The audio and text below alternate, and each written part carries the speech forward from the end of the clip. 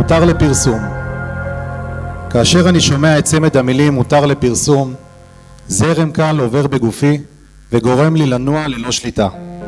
ודים שהוקפץ והיה בראש הכוח בהגנה על היישוב בארי, ניהל לחימה עיקשת וחיסל יחד עם פקודיו מחבלים רבים. בלחימה זו נפל ודים וחברים נוספים. יהי זכרם ברוך.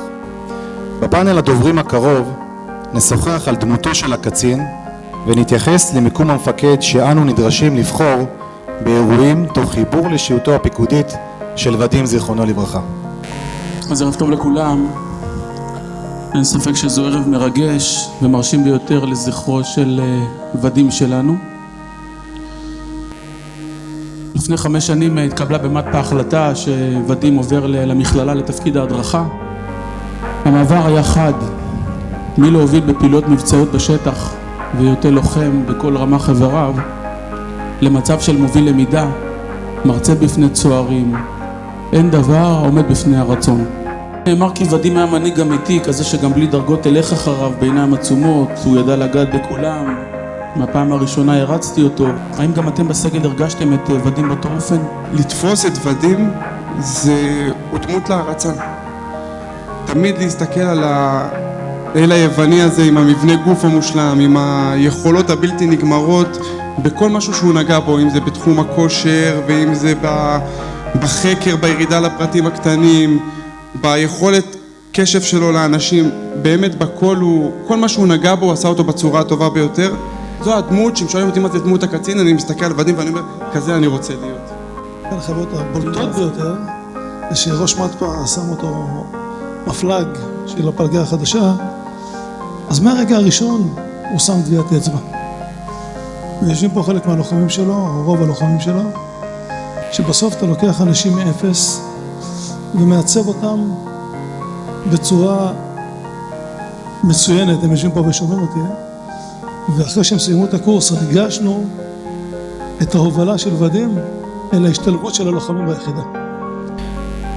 כל מה שנאמר פה על ודים זה אפילו לא קצה ממה שבאמת ודים היה מבחינת אדם. קודם כל אדם. ודים שבאירוע בבארי גילם בהתנהלותו,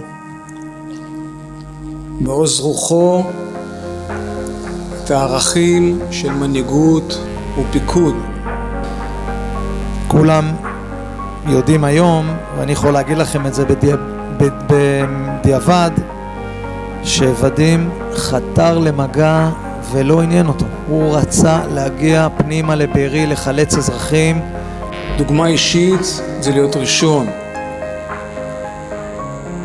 לחתור למגע, לגלות נחישות ודבקות במשימה, וכל זה תוך כדי אש שנורית עליך. כזה היה ודים, יד של ברזל עם לב של זהב. ודים רץ אל התופת ללא היסוס, ללא מורא וללא פחד. חתר למגע באומץ, בנחישות ובמסירות אין קץ, והוביל את שוטריו בביטחון לממש את ייעוד משטרת ישראל ולהגן בגופם על אזרחי המדינה. 4 חודשים חלפו מאז שנפלת באותה שבת נוראית, ומאז חיינו השתנו ולא יחזרו להיות כפי שהיו. השארת אותנו כואבים, לא מאמינים ולא מבינים איך אפשר להמשיך לחיות פה בלעדיך. היית לי הכל בחיים, אוזן קשבת, כתף תומכת, ותמיד שמרת ודאגת לנו מכל משמר. היית הבן אדם הכי חזק בעולם, הבלתי מנוצח עם הלב הכי טוב בעולם, בן אדם שקט וצנוע שהיה עושה הכל בשקט ובדרך שלו. השיג הכל בחיים והכל בזכות עצמו. כל מי שהכיר אותך מיד התאהב בך, כי היה לך קסם מיוחד כזה שאי אפשר להתעלם ממנו.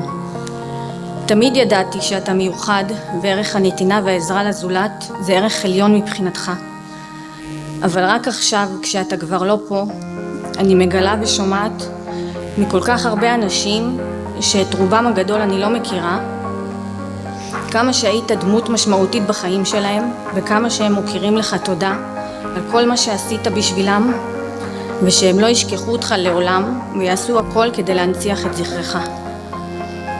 ברגע האחרון שלך נלחמת בחירוף נפש למען הגנת הלום הולדת ולמען הצלת חיי אדם, רגע שהתכוננת אליו כל חייך. נלחמת כגיבור ולא ויתרת עד לרגע האחרון שלך. אני מבטיחה לך שאני אעשה הכל כדי להנציח אותך ואת מי שהיית בכל דרך אפשרית, ובכל מקום ידעו וישמעו עליך ועל סיפור הגבורה שלך. הילדים שלך יגדלו לצד הסיפורים עליך וידעו איזה אבא גיבור ואדם מדהים היית, והם ימשיכו את דרכך וילכו בדרך הטובה שלך. ובהזדמנות זאת אני רוצה להודות למשטרת ישראל וליחידת מתפ"א על כל התמיכה והליווי שאני ומשפחתי זוכים לקבל מכם, על הדאגה והעזרה שאנו מקבלים. תודה שאתם שם בשבילנו בימים קשים אלו. תודה.